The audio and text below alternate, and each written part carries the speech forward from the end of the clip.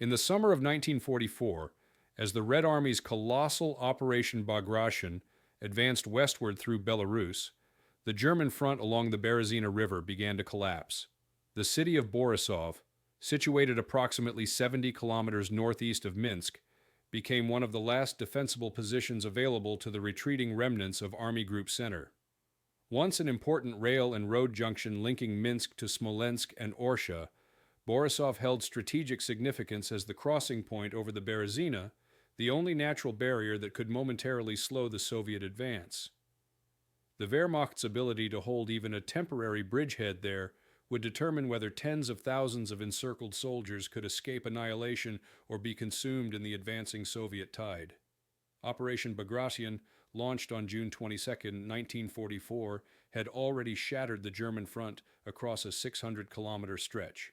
Within 2 weeks, Soviet forces destroyed entire army formations, among them the 4th Army, the 9th Army, and much of the 3rd Panzer Army. By early July, the Red Army's spearheads had advanced over 300 kilometers, liberating Orsha, Vitebsk, and Mogilev. The rapid progress left German defenses disintegrated and their command structure paralyzed. In the chaos of retreat, Borisov emerged as the last organized crossing over the Berezina River where the Germans could regroup. For the Soviet command, it was a crucial objective. Its capture would cut off the last routes of withdrawal for the trapped enemy east of Minsk. The city and its surrounding region had been a major logistical hub since the early years of the war. During the German occupation from 1941 to 1944, Borisov served as an administrative and supply center for the Wehrmacht's Central Front. Rail lines from Smolensk and Minsk converged here, allowing the rapid movement of troops and materiel. Its bridges over the Berezina were of exceptional importance. In 1812, Napoleon's retreating army had crossed the same river under heavy fire, a symbolic echo not lost on German officers now facing their own catastrophe. By late June 1944, the symbolism became reality. The Wehrmacht found itself retracing the same path, attempting to cross the Berezina under Soviet pursuit. The forces converging on Borisov were uneven. The Soviet First Belarusian Front, under General Konstantin Rokossovsky, and the Third Belarusian Front, commanded by General Ivan Chernyakovsky, were advancing from the east and southeast. Together they fielded more than 700,000 men, supported by approximately 1,800 tanks, 16,000 artillery pieces, and 1,500 aircraft. Facing them were the shattered remnants of Army Group Center under Field Marshal Walter Model, hastily appointed after the removal of General Ernst Busch. Model's available strength was around 150,000 men, most of them retreating survivors from the Minsk and Orsha sectors.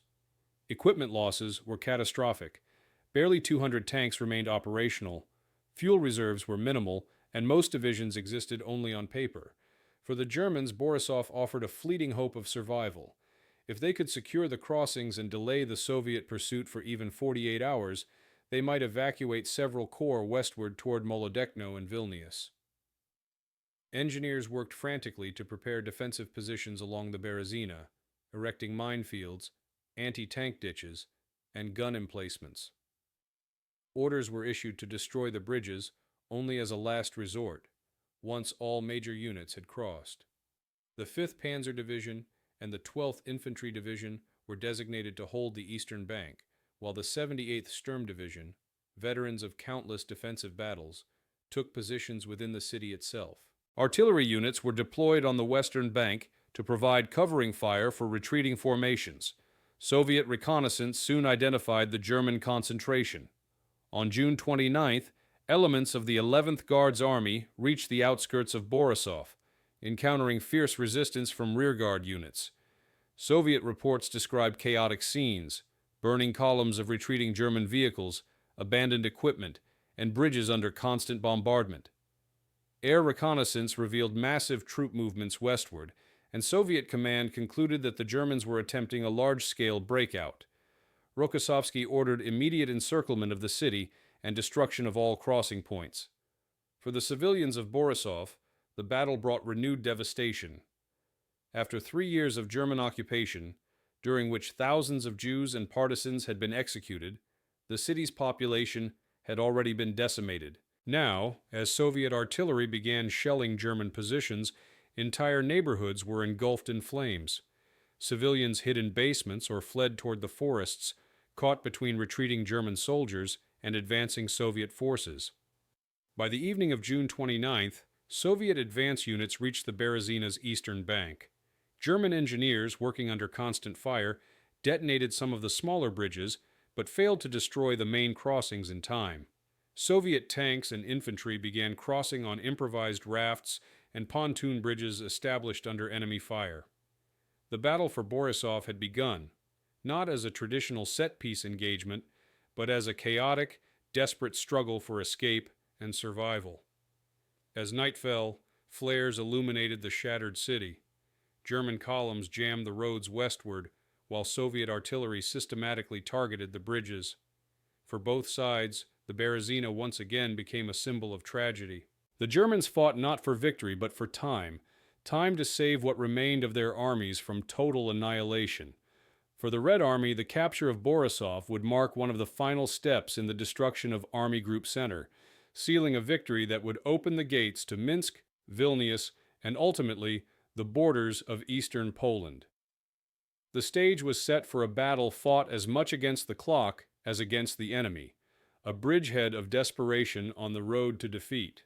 At dawn on June 30th, 1944, the fighting for Borisov erupted in full force. The city, still held by elements of the German 5th Panzer and 78th Sturm divisions, became the focal point of the Red Army's western thrust. Soviet artillery opened the engagement with a massive bombardment that lasted nearly 2 hours, targeting known strongpoints, river crossings, and communication centers. Under the cover of the barrage, forward detachments of the 11th Guards Army and the 5th Guards Tank Army advanced through the smoke and ruins, aiming to seize the eastern approaches to the Berezina. German defenders, entrenched in hastily prepared positions, responded with heavy machine gun and anti-tank fire. The first Soviet attempts to storm the riverbank were repelled with significant losses, but the momentum of the offensive did not falter. The German defense, though fragmented, was well coordinated. Field Marshal Model, known for his strict discipline and tactical ingenuity, issued orders to hold Borisov to the last man to ensure the safe withdrawal of the 9th Army remnants from the east. The 5th Panzer Division, despite having fewer than 50 operational tanks, counterattacked repeatedly along the main Smolensk highway, delaying Soviet infantry long enough for columns of retreating units to reach the river crossings. Combat reports from German headquarters described the fighting as continuous and without pause, with officers organizing mixed battle groups of infantry, engineers, and artillery in every available sector. Many soldiers had not slept for days, and ammunition was running low, yet the cohesion of these improvised formations remained intact. The Red Army Command, aware that the German defense was collapsing elsewhere, sought to encircle the city before the retreating forces could escape. Rokossovsky's plan called for a double envelopment. The 11th Guards Army would assault from the southeast, while the 3rd Guards Mechanized Corps advanced from the northeast to cut the Borisov-Molodechno highway. Simultaneously, the 1st Air Army provided continuous air support, launching over 800 sorties that day. EL-2 Sturmovix strafed German columns, while PE-2 dive bombers targeted bridges and ferries across the Berezina. The Luftwaffe attempted to intervene with fighters from Jagdgeschwader 51, but it could deploy only a fraction of its aircraft. The Soviet air superiority over the battlefield was near total. By midday, Soviet infantry breached the first line of German defenses east of Borisov. The 11th Guards Army's 8th Rifle Corps forced its way into the city's industrial district, engaging in brutal close-quarters combat. Entire blocks changed hands several times as Soviet and German troops fought from building to building. The streets were littered with debris and wrecked vehicles. German engineers detonated warehouses and fuel depots to deny supplies to the advancing enemy. The smoke and heat were so intense that visibility dropped to a few meters. Witnesses later described Borisov as a burning labyrinth, through which soldiers fought almost blindly. Meanwhile, the situation on the western bank of the Berezina was deteriorating for the Germans. The 78th Sturm Division, positioned there to hold the bridgehead, was subjected to continuous Soviet artillery fire. Communication with higher command became sporadic as radio equipment failed or was destroyed. Some German units attempted to retreat across improvised pontoon bridges, but Soviet artillery quickly targeted these crossings. Reports indicated that entire companies were annihilated in the open as they tried to cross. Despite these losses, small groups managed to reach the opposite bank and regroup under the remnants of the 5th Panzer Division. By evening, the Soviets intensified their assault. Chernyakhovsky ordered the 3rd Guards Mechanized Corps to execute a rapid flanking maneuver north of the city, aiming to sever the last road toward Molodechno. The attack met heavy resistance from German rearguards, but succeeded in capturing key junctions by nightfall. With the northern escape route closed, Borisov was effectively encircled. The Red Army now controlled most of the eastern bank of the Berezina, and the remaining bridges were within range of Soviet artillery. The German position had become untenable. Inside the city, the situation devolved into chaos. German officers organized small groups to destroy remaining heavy equipment and prepare for breakout attempts. Civilian refugees, mixed with retreating soldiers, crowded the streets in panic. Soviet artillery fire intensified as night fell, and the sky over Borisov glowed red from burning fuel and ammunition depots. The constant explosions and the roar of tank engines filled the night air. German columns attempting to cross the Berezina under darkness found the bridges collapsing under fire. Dozens of vehicles plunged into the river as shells struck the crossings. For many, the Berezina became a watery grave, echoing the fate of Napoleon's army more than a century earlier. On the morning of July 1st, Soviet troops fully entered the city. Resistance continued in isolated pockets, railway yards, factories, and fortified houses, but by midday, organized defense had ceased. The Red Army captured hundreds of prisoners and vast quantities of abandoned equipment, including tanks, artillery pieces, and transport vehicles. The Berezina crossings were secured, and engineers began constructing new pontoon bridges to facilitate further advance. The fall of Borisov marked the near-total collapse of the German front east of Minsk. The bridgehead, once intended as a gateway to survival, had become a trap that consumed thousands of men. With the Berezina behind them, Soviet forces now turned their focus westward. The next objective was Minsk, where the remnants of Army Group Center were attempting to regroup. But the Red Army's advance showed no sign of slowing. The destruction at Borisov had eliminated one of the last natural defensive lines before the heart of Belarus. For the Germans, the loss of the city meant not just a tactical defeat, but the end of any hope of re-establishing a coherent front. The Bridgehead of Desperation had fulfilled its grim purpose, buying a few days for retreating troops at the cost of entire divisions sacrificed on the banks of the Berezina. The fall of Borisov on July 1, 1944, was both a tactical and psychological blow to the Wehrmacht. For Army Group Center, already shattered by Operation Bagration, the loss of the Berezina line removed the final natural obstacle standing between the Red Army and Minsk. The German command, under Field Marshal Walter Model, faced a catastrophe unprecedented, even by the standards of the Eastern Front. Entire divisions were encircled or cut off in pockets, stretching from the Berezina to the Smolensk highway. Soviet pursuit units pressed forward relentlessly, preventing any organized retreat or regrouping. The German bridgehead at Borisov, once envisioned as a temporary sanctuary, had instead become a scene of annihilation. The scale of the collapse was visible in the numbers. Between June 27th and July 3rd, Soviet forces captured or destroyed more than 70,000 German troops in the Borisov-Minsk sector alone. Hundreds of tanks and vehicles were abandoned due to lack of fuel or mechanical failure. German artillery units, unable to withdraw their heavy guns, sabotaged them before retreating. The roads leading west were jammed with wrecked columns, trucks overturned, horses killed, and wagons burning. Soviet reconnaissance aircraft reported nearly uninterrupted trails of smoke extending for kilometers along the main highways. In many places, the Berezina was choked with destroyed bridges and sunken equipment, making further withdrawal increasingly difficult. Model's immediate task was to prevent the complete encirclement of what remained of his armies. The Fourth Army, nearly destroyed east of the Berezina, was attempting to reach Minsk via secondary roads through marshes and forests. The Ninth Army, reduced to a few combat groups, defended isolated strongpoints in the western suburbs of Borisov. Communications with Berlin were intermittent, and Hitler's directives, insisting on no retreat under any circumstances, had become militarily meaningless. Model improvised a defensive line on the western bank of the Berezina, using elements of the 12th Infantry and 5th Panzer Divisions, reinforced by security units and rear echelon personnel. However, these ad hoc formations were no match for the Soviet advance. The Red Army's First Belarusian Front continued its pursuit with impressive speed and coordination. Rokossovsky's operational orders emphasized mobility.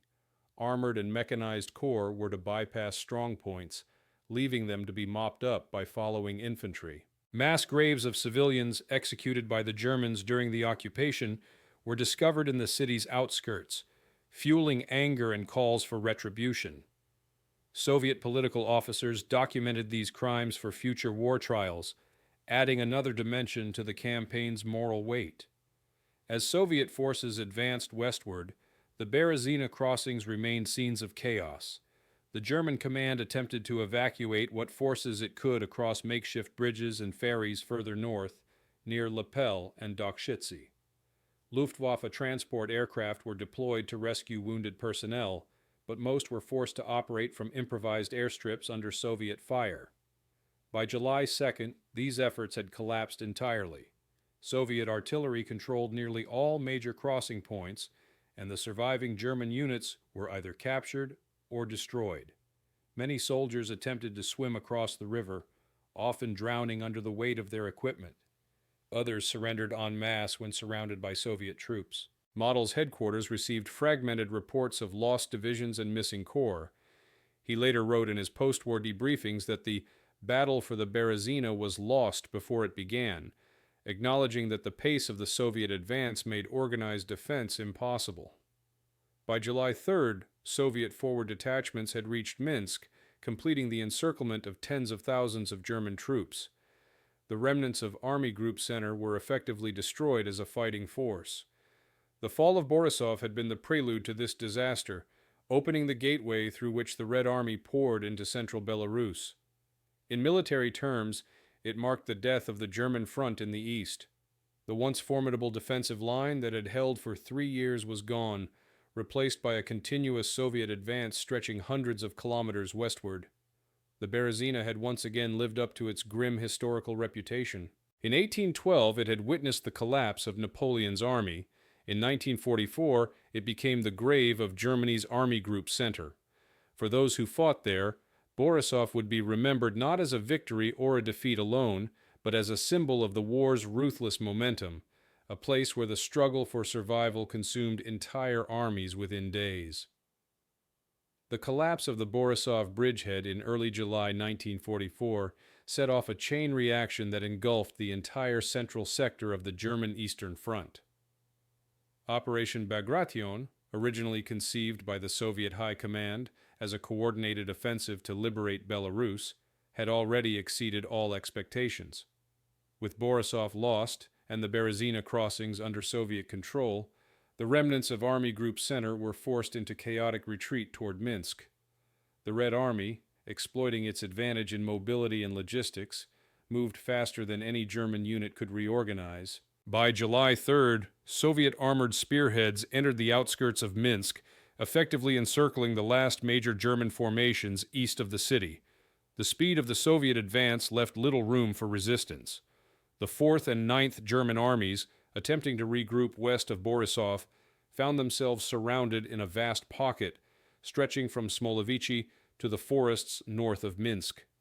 Soviet operational reports estimated that between 100,000 and 120,000 German soldiers were trapped.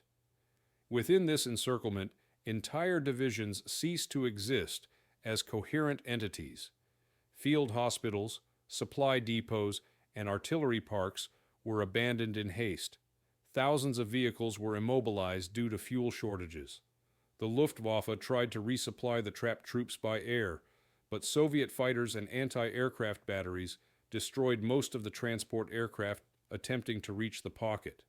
In Borisov itself, the aftermath of the battle revealed the magnitude of destruction. Soviet engineers and medical teams entered the city immediately after its capture, working to clear mines, recover bodies, and restore basic communications. Over 5,000 dead were found in the streets and along the riverbanks. Bridges lay collapsed in the water, surrounded by burned-out tanks and vehicles. The once busy rail station was a field of twisted steel and scorched wagons. Civilians who had survived the occupation began returning to the ruins, searching for relatives or any trace of their homes. Soviet war correspondents described the scene as a city erased by fire and iron, its name now synonymous with the downfall of the German armies in Belarus. For the Red Army, Borisov served as a critical logistical hub for the continuation of the offensive. Within days, railway troops rebuilt damaged sections of track, allowing the flow of supplies to reach advancing Soviet forces. Armored columns refueled on the city's outskirts before pushing further west. The 5th Guards Tank Army, now leading the assault toward Minsk, used Borisov as a staging area for rest and repair. The city's capture also opened direct communication lines between Rokossovsky's 1st Belarusian Front and Chernyakovsky's 3rd Belarusian Front, ensuring unified coordination across the operational theater. The German command, meanwhile, struggled to re-establish control. Field Marshal Model, operating from a forward command post near Molodechno, attempted to organize a new defensive line along the Vilnius-Baranovichi axis, but his forces were too depleted. The 5th Panzer Division, reduced to fewer than 25 operational tanks, was tasked with covering the retreat of infantry columns moving through forested terrain. The 78th Sturm Division, which had fought in Borisov, reported losses exceeding 80% of its original strength. Communication between units was sporadic, maps were outdated, and roads were clogged with refugees and military vehicles. Soviet air attacks added to the confusion, targeting bridges and intersections used by retreating German troops. The Red Army's pursuit operations were relentless. By July 4th, Soviet mobile groups had completed the encirclement of Minsk, sealing off all escape routes. The remnants of 10 German divisions, numbering around 70,000 men, were now trapped. Soviet artillery and aviation pounded the pocket continuously. Inside, German soldiers fought in small groups, lacking food, water, and ammunition. Attempts to break out toward the west failed. Soviet reports describe entire regiments surrendering after running out of supplies. By July 11th, organized resistance had ceased, and the pocket was liquidated. Over 35,000 German troops were captured near Minsk, including several high-ranking officers. Thousands more were killed in the surrounding forests and marshes. For the Soviet command, the fall of Borisov and Minsk represented a decisive victory with enormous strategic implications. Operation Bagration had destroyed Army Group Center as an effective fighting force, eliminating over 400,000 German soldiers in less than a month. The Red Army had advanced nearly 600 kilometers, liberating all of Belarus and approaching the borders of Lithuania and eastern Poland. The Berezina, which had once symbolized a potential line of defense for the Wehrmacht, was now firmly in Soviet hands. The next phase of operations would carry the war directly into the territories of the Reich's eastern allies. German morale plummeted. Field reports from the surviving units spoke of exhaustion and despair. Soldiers wrote in diaries that the Eastern Front no longer exists, and the road to Germany lies open. Model, attempting to justify the disaster to Berlin, attributed the defeat to overwhelming enemy superiority in men and materiel. Hitler, however, refused to acknowledge the scale of the loss, insisting that the front could be stabilized further west. Orders were issued for counterattacks that no longer had the means to be executed. On the Soviet side, victory celebrations were tempered by the recognition of heavy casualties. The battles for Orsha, Borisov, and Minsk had cost the 1st Belarusian Front more than 60,000 men killed or wounded. The intensity of the fighting along the Berezina had left entire regiments depleted. Yet morale was high. Soldiers who had fought at Borisov were praised for their endurance under fire and their role in capturing a key crossing that opened the path to Minsk. The symbolism of defeating the Wehrmacht on the same river where Napoleon's Grande Armée had perished was not lost on Soviet propagandists. Newspapers and radio broadcasts invoked the parallel, portraying the victory as the culmination of historical justice, foreign invaders once again destroyed on the Berezina's banks. By mid-July 1944, the front had moved far to the west. Borisov, though ruined, remained a crucial supply center in the rear. Its bridges were rebuilt, its roads cleared, and its name entered military communiqué as a milestone of the Soviet summer offensive. For the Germans, it became a name of infamy, a reminder of the moment their central front ceased to exist. The battle for the Berezina bridgehead, brief yet catastrophic, encapsulated the rapid unraveling of Germany's eastern defenses and the inexorable advance of the Red Army toward the borders of the Reich itself. By mid-July 1944, the consequences of the Battle of Borisov had reshaped the entire Eastern Front. The Red Army's swift victory along the Berezina had eliminated any possibility of the Wehrmacht restoring a continuous line of defense in central Belarus. The fall of Borisov had created an operational vacuum, which Soviet forces quickly exploited. What had once been the central axis of German occupation in the east was now a route of collapse, where retreating columns struggled westward through ruined towns, forests, and swamps. The Berezina, far from serving as a defensive barrier, became the grave of thousands of soldiers and the symbol of a larger military catastrophe that neither Field Marshal Model nor Hitler could reverse. After the destruction of the Minsk pocket, the Soviet High Command pressed forward without delay. The 1st Belarusian and 3rd Belarusian fronts advanced toward Vilnius, Baranovichi, and Grodno, while the 2nd Belarusian front drove into western Belarus. The Borisov region, liberated only weeks earlier, was transformed into a major logistical base for this continued advance. Railway troops worked around the clock to repair bridges and lines destroyed during the fighting. Soviet engineers constructed pontoon bridges over the Berezina within days, allowing supply trains to reach the front. Ammunition depots, fuel storage points, and field hospitals were established across the ruined landscape. Every surviving structure in Borisov, factories, warehouses, even partially standing homes, was requisitioned for military use. The once bustling city was now a vast military camp, filled with the noise of engines, cranes, and columns of armored vehicles moving westward. For the Red Army, the aftermath of Borisov marked the transition from pursuit to exploitation. Rokossovsky's forces were ordered to maintain momentum, not allowing the enemy to regroup. Mechanized units that had crossed the Berezina were reinforced with new tanks and self-propelled guns arriving from depots in Smolensk. The Soviet command estimated that the Wehrmacht had lost over 400,000 men during the first 3 weeks of Operation Bagration, including prisoners, wounded, and missing. These losses were irreplaceable. German reinforcements from Poland and East Prussia were insufficient to halt the Soviet advance. In strategic terms, Borisov and the Berezina had opened the gateway not only to western Belarus, but also to the borders of the Reich's heartlands. The human cost on both sides was immense. Soviet casualty reports indicated that the battles between Orsha, Borisov, and Minsk had resulted in more than 65,000 Soviet soldiers killed and 210,000 wounded.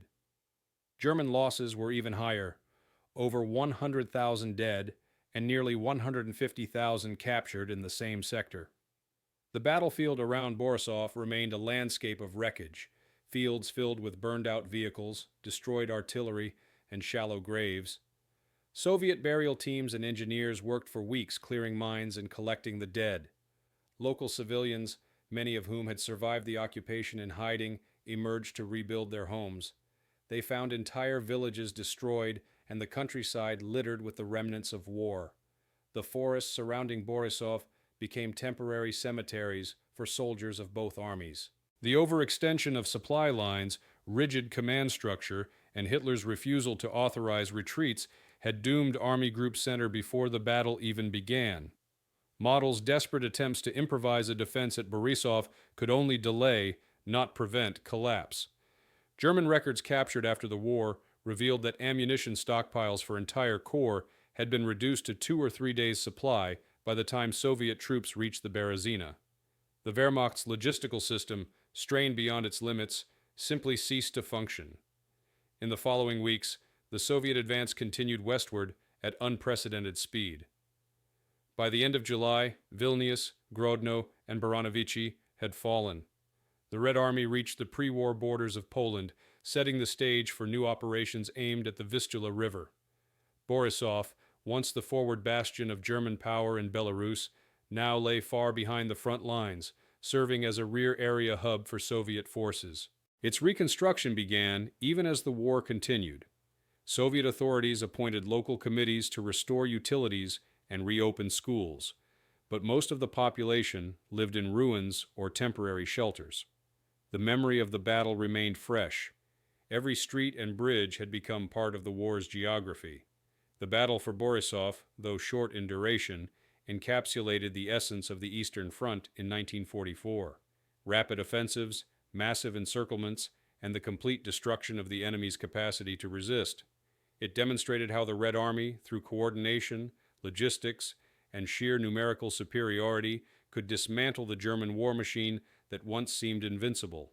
For the Wehrmacht, the Berezina was more than a lost river crossing.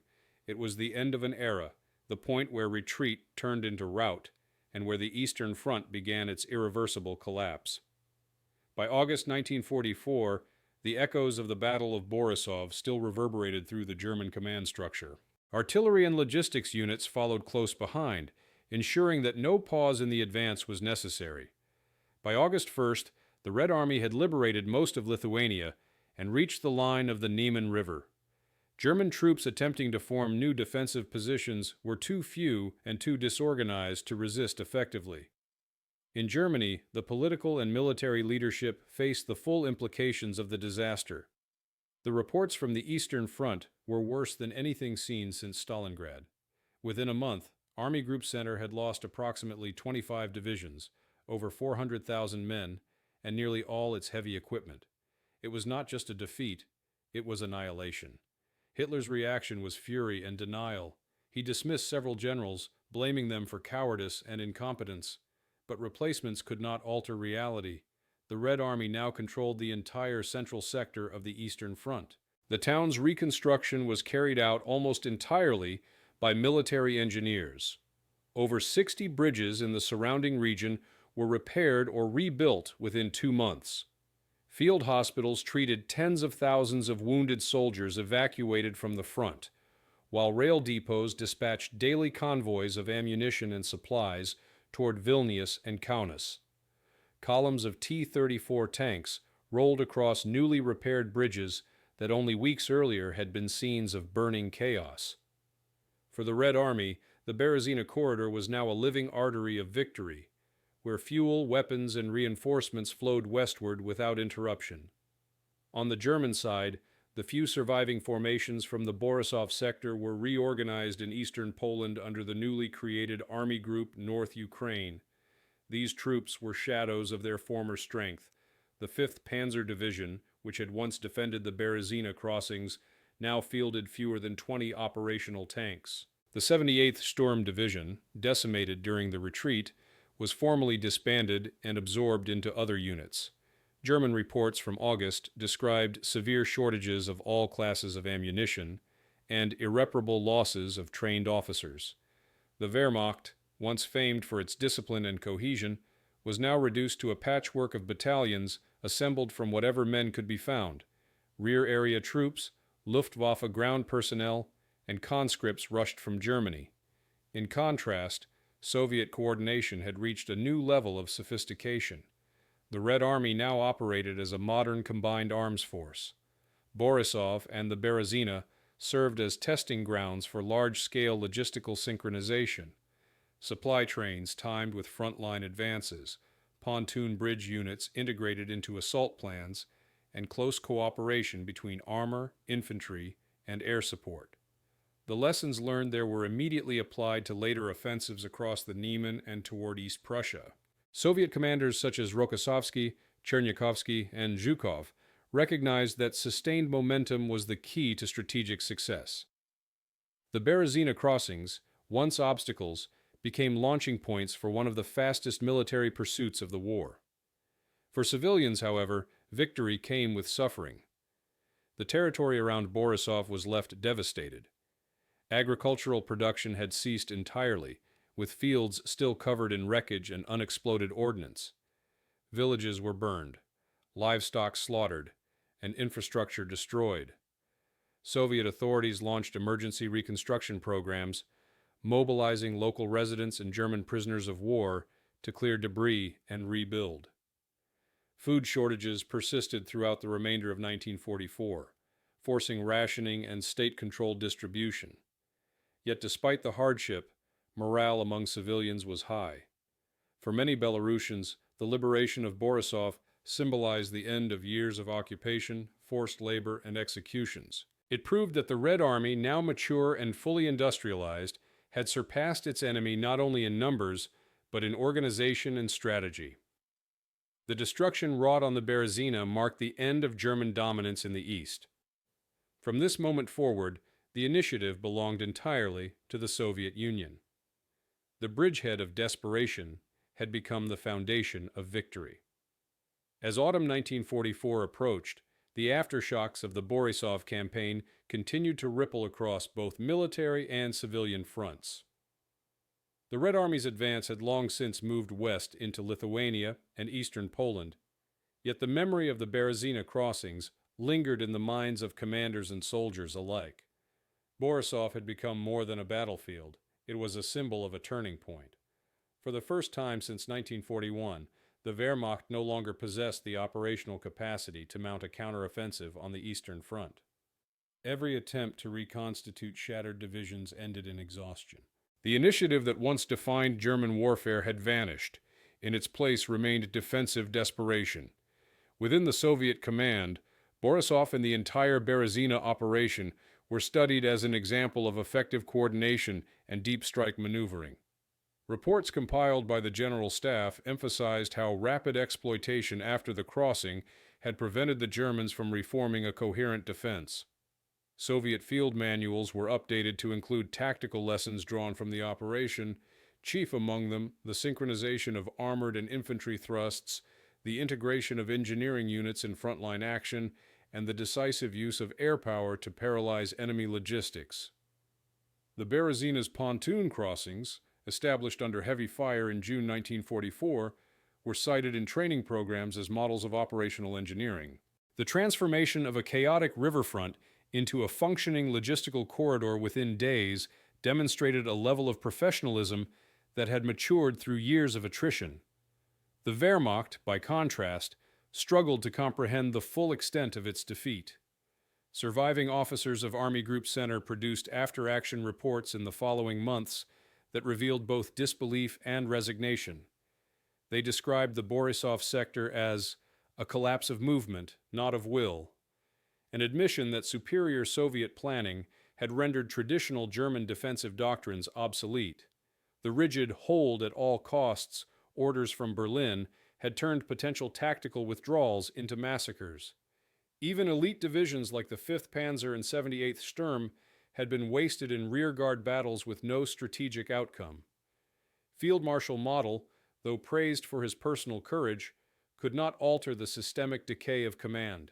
His own diary, later captured by Allied forces, noted bitterly that Borisov was the moment when maneuver died. In the broader context of Operation Bagration, the fighting at Borisov served as the fulcrum of a campaign that annihilated Army Group Center. Once the Berezina was crossed, the destruction of the Minsk pocket became inevitable, and the way to Poland and the Baltics lay open. Between June and August 1944, the Red Army had advanced nearly 700 kilometers, one of the fastest and most complete military offensives in history. The German losses in men and materiel were irrecoverable: 400,000 casualties, 57,000 prisoners, 2,000 tanks, and 10,000 guns destroyed or captured. By comparison, Soviet losses in the same period were approximately 180,000 killed and 590,000 wounded across all participating fronts. Yet in relative terms, this exchange favored the Soviet side decisively. marking the final collapse of the Wehrmacht's strategic balance. For the local population, the return of Soviet authority was both liberation and upheaval. In Borisov and the surrounding districts, NKVD security units arrived soon after the front passed to conduct screenings of the population. Thousands of men and women were interrogated for alleged collaboration with the German occupation. Some were arrested or deported to labor camps. Others were recruited to assist in reconstruction. Partisan detachments that had operated in the forests now transitioned into official local militias or disbanded entirely. Soviet administrators began re-establishing collective farms and local councils, restoring the political order that had existed before the war. Schools reopened, though many were housed in makeshift buildings amid ruins. For civilians, the contrast between liberation and renewed state control was stark, yet most accepted it as the price of survival after 3 years of terror and deprivation under the Wehrmacht. But soldiers on the ground understood the truth. The Central Front was gone. The Wehrmacht's fighting strength in the east had been reduced by nearly half, and no reserve existed to fill the gap. Letters intercepted by Soviet intelligence spoke of despair and disbelief among German troops. Many referred to Borisov and Minsk as our second Stalingrad, acknowledging that recovery was impossible. Even the SS divisions, once considered the backbone of Hitler's armies, were now forced into defensive positions with inadequate supplies. The international consequences were equally significant. The Allied governments in London and Washington, observing the pace of Soviet victories, concluded that the Red Army had become the dominant land force in Europe. Operation Bagration not only broke Germany's eastern armies, but also secured Stalin's strategic leverage in post-war negotiations. By the time the Western Allies landed in Normandy, the Soviet Union had already delivered the decisive blow that ensured the Wehrmacht's defeat. The Berezina, obscure to most Western observers, was thus one of the critical geographical pivots on which the fate of Europe turned. By the end of 1944, Borisov had faded from the headlines, but its legacy endured within Soviet military doctrine. The campaign was studied in staff colleges for decades as the epitome of deep operations theory, overwhelming the enemy through depth, speed, and coordinated logistics. For those who had fought there, the name Berezina carried a double meaning, once synonymous with disaster for retreating armies, now reclaimed as a river of triumph. For the Germans, it remained a grim echo of past defeats, an enduring reminder that in the summer of 1944, at Borisov, the Third Reich's eastern shield finally broke beyond repair. By late 1944, the Soviet victories that had begun with the fall of Borisov had transformed the course of the entire war. The destruction of Army Group Center on the Berezina and the subsequent advance through Belarus had eliminated the German presence from the Central Front altogether. What remained of the Wehrmacht in the east was now fighting a defensive war on two shrinking fronts, the Baltic and the Vistula. The Red Army, with its logistical backbone secured through cities like Borisov, was preparing for the next stage of its offensive, the drive toward East Prussia and the heart of the Reich. Yet beneath the surface of triumph, both armies bore the scars of the summer campaign that had begun along the Berezina's banks. The Soviet command recognized that Borisov had not only been a tactical victory, but also a logistical breakthrough. The Berezina crossings, rebuilt within weeks after the fighting, allowed the Red Army to move entire armies westward with unprecedented speed. Rail lines from Smolensk and Orsha through Borisov to Minsk carried endless columns of reinforcements, artillery, and supplies. Fuel depots established in the Borisov district supported tank armies advancing toward Poland. Soviet engineers, many of whom had fought under fire during the crossing itself, were now tasked with turning the city into a permanent military hub. Warehouses, maintenance yards, and field command posts filled the ruined landscape. Even months later, the air still smelled of burnt metal and oil. For the German side, Borisov symbolized a defeat from which recovery was impossible. The loss of the Berezina line meant that Germany no longer possessed a continuous front in the east. The gap between Army Group North and Army Group North Ukraine widened into an operational void, stretching hundreds of kilometers. Hitler demanded that new defensive positions be established along the Vistula and Niemen rivers, but the resources to achieve this simply did not exist. Panzer divisions rebuilt in East Prussia were understrength. Infantry formations arriving from the west lacked heavy weapons and training. Model, who had been hailed as the fireman of the Eastern Front, could do little to stop the tide. His own reports admitted that the defeat at Borisov had destroyed the central structure of German command and supply in the east. The strategic implications of the Berezina campaign became evident in the months that followed. The Soviet advance through Lithuania and into Poland was fueled by the logistical routes secured during and after the Borisov fighting. The Red Army now demonstrated the ability to maintain high-tempo operations for extended periods, something it had lacked in earlier years of the war. Continuous waves of artillery, armor, and infantry moved across bridges first built for the Borisov assault. The Soviet command's focus on engineering and supply, lessons learned under fire, now bore fruit. From Borisov's rebuilt rail stations, trains carried ammunition toward the Vistula, where preparations for the massive Vistula-Oder offensive were underway. The city itself, however, remained a ruin. Soviet war correspondents who visited in September described entire districts reduced to ashes. Only a fraction of the pre-war population had survived the occupation and the battle. Many residents had been deported or killed during the German retreat. Those who returned found little more than rubble and the remnants of trenches. The once busy industrial quarter, where pre-war factories had produced machine parts and textiles, was a wasteland of collapsed roofs and burned machinery. Reconstruction committees, staffed by military engineers and local volunteers, began the slow process of clearing debris. Soviet authorities promised that Borisov would be reborn as a city of victory, but the devastation was too great for rapid recovery. Among the soldiers who had fought at Borisov, the battle left a deep imprint. Veterans recalled the crossing of the Berezina as one of the most chaotic and violent episodes of the war. Many had lost entire comradeship groups in the firestorm of artillery and air bombardment. For the Red Army's engineers, it became a story of endurance, building bridges under bombardment, ferrying tanks across the river as the banks burned. For the infantry, it was a test of resolve, urban combat amid collapsing buildings and relentless machine gun fire. The veterans' memories, recorded after the war, often spoke of the surreal intensity of the battle, of rivers flowing red, and of the city illuminated by fire through the night.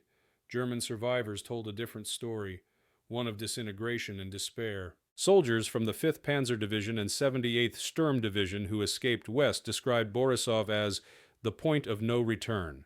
Their accounts spoke of endless bombardment, of confusion and collapsing command, of attempts to cross the Berezina as bridges exploded under their feet. Some recalled seeing comrades drown under the weight of their equipment or perish in burning vehicles while waiting for ferries that never arrived. To them, Borisov was the grave of Army Group Center, the moment when survival replaced victory as the only remaining goal. As the front moved farther west, the Berezina sector gradually turned into a rear area zone. Soviet logistical units operated continuously in the region, using Borisov as a collection and repair point for damaged vehicles and artillery. The volume of traffic along the newly restored rail line was immense. Up to 80 trains per day passed through the city in the latter half of 1944. In official speeches, Borisov was presented not only as a victory of arms, but also as a moral vindication for the suffering of the Soviet people. By December 1944, the sound of artillery had long moved westward toward the Vistula and East Prussia. Yet the name Borisov remained etched into operational maps and soldiers' memories as the place where the war's direction had irreversibly changed. From a desperate bridgehead to a logistical lifeline, from ruins to a monument of victory, Borisov embodied the transformation of the Eastern Front itself, from German dominance to Soviet ascendancy, from invasion to retaliation. The Berezina River, once the site of humiliation for retreating armies, had become a symbol of the unstoppable advance that would carry Soviet troops to the heart of Berlin. By early 1945, The transformation set in motion by the Battle of Borisov had reached its culmination.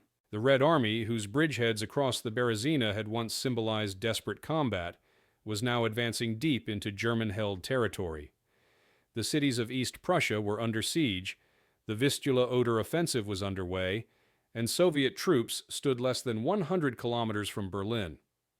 The long chain of victories that began in the summer of 1944, Borisov, Minsk, Vilnius, Kaunas, and Warsaw, had broken the Wehrmacht's strategic coherence. The Berezina, once a temporary front line, had become a logistical artery feeding the most massive military operation in European history. The Soviet High Command's ability to maintain the pace of advance depended largely on the infrastructure secured and rebuilt after Borisov. The restored railways, bridges, and depots established during and after the Berezina fighting now carried the fuel, ammunition, and reinforcements essential for the final campaigns. Trains departing from Orsha and Borisov supplied entire armies moving toward the Oder and Nesa. What had begun as a bloody crossing under fire had evolved into the backbone of Soviet operational logistics. Military historians later noted that without the efficient supply corridors through Borisov and Minsk, the Red Army could not have sustained its 1945 offensives at such speed and scale. On the German side, the aftershocks of the Borisov defeat continued to erode morale and capacity. The remnants of divisions destroyed on the Berezina reappeared in name only, rebuilt with undertrained replacements and minimal equipment.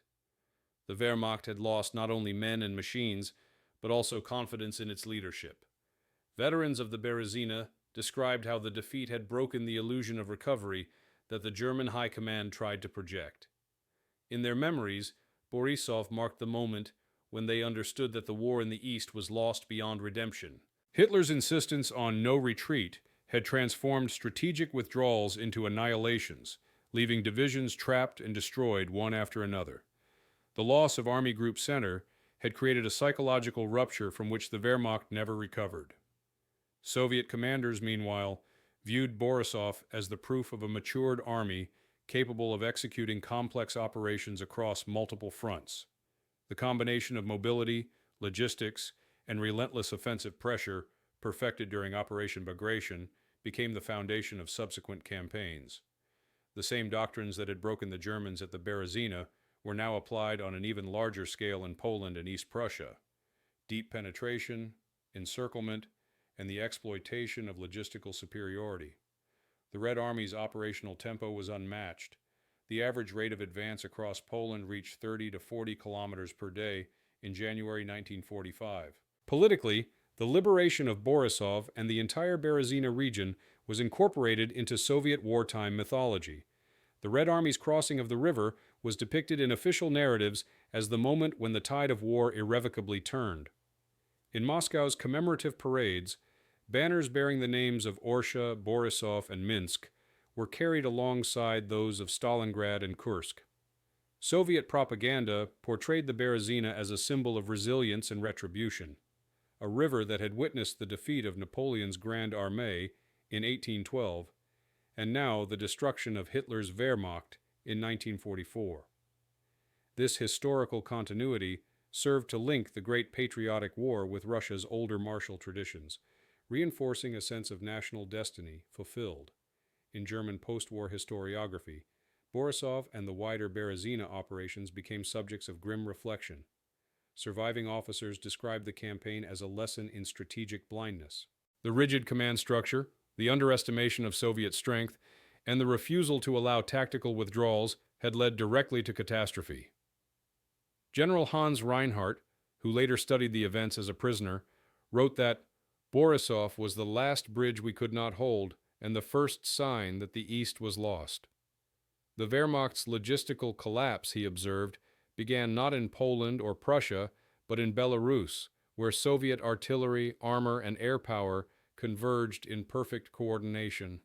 As the Red Army pressed toward Berlin, Borisov's military role diminished, but its logistical value endured. The city functioned as a major rear base until the final months of the war, supplying Soviet units operating in Poland and East Prussia. Hospitals treated tens of thousands of wounded soldiers evacuated from the front, while captured German prisoners were used in rebuilding efforts.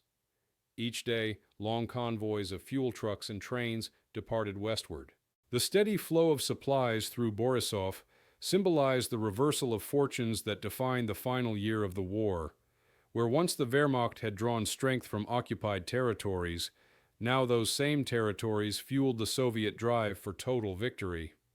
By the spring of 1945, the Red Army had reached the outskirts of Berlin.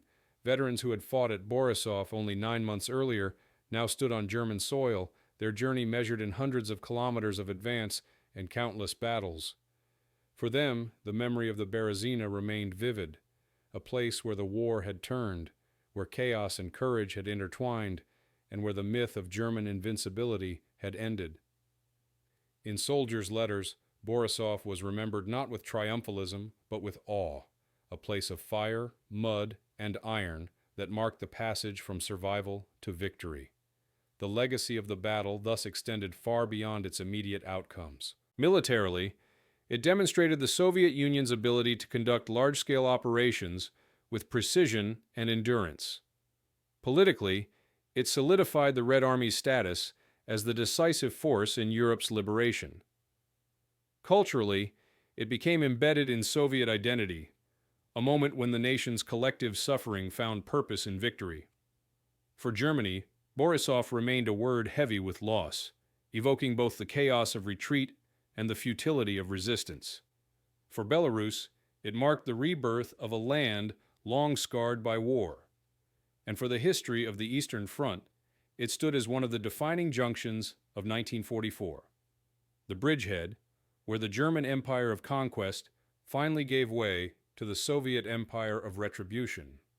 The aftermath of the Battle of Borisov and the broader Berezina campaign resonated far beyond the summer of 1944.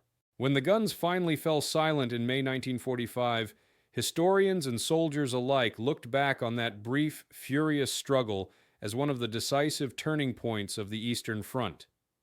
It was at Borisov that the Wehrmacht's Central Front disintegrated beyond recovery, and where the Red Army, for the first time in the war, demonstrated mastery of modern mechanized warfare on a continental scale. The river that had once symbolized retreat and humiliation became the gateway to victory. The story of Borisov was not only a chronicle of destruction, it was a reflection of how the balance of the Second World War was irreversibly altered.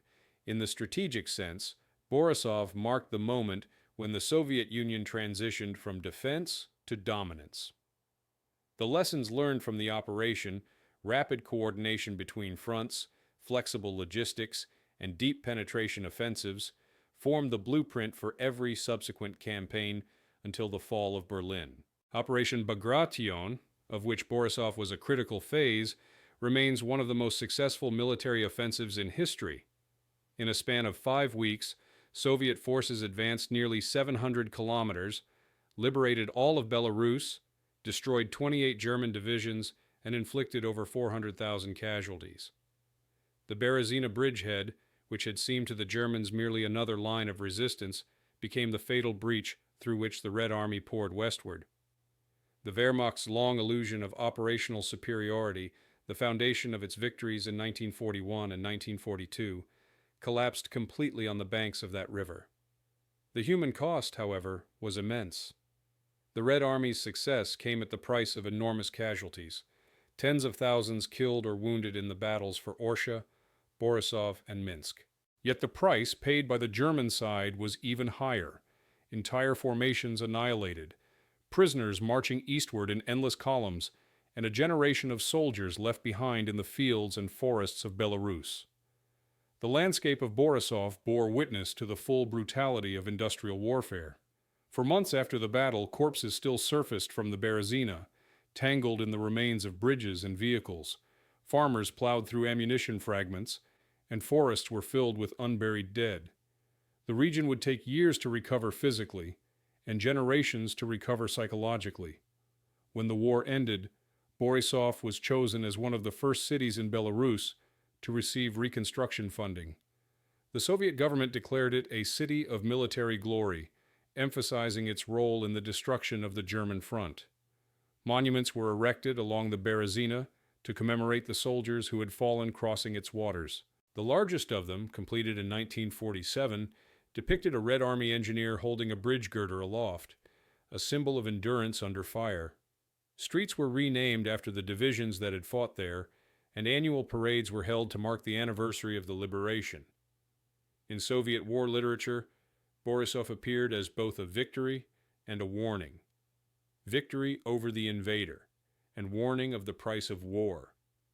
In the post-war years, the memory of Borisov entered both military and academic discourse. Soviet military academies analyzed the campaign as a textbook example of operational art.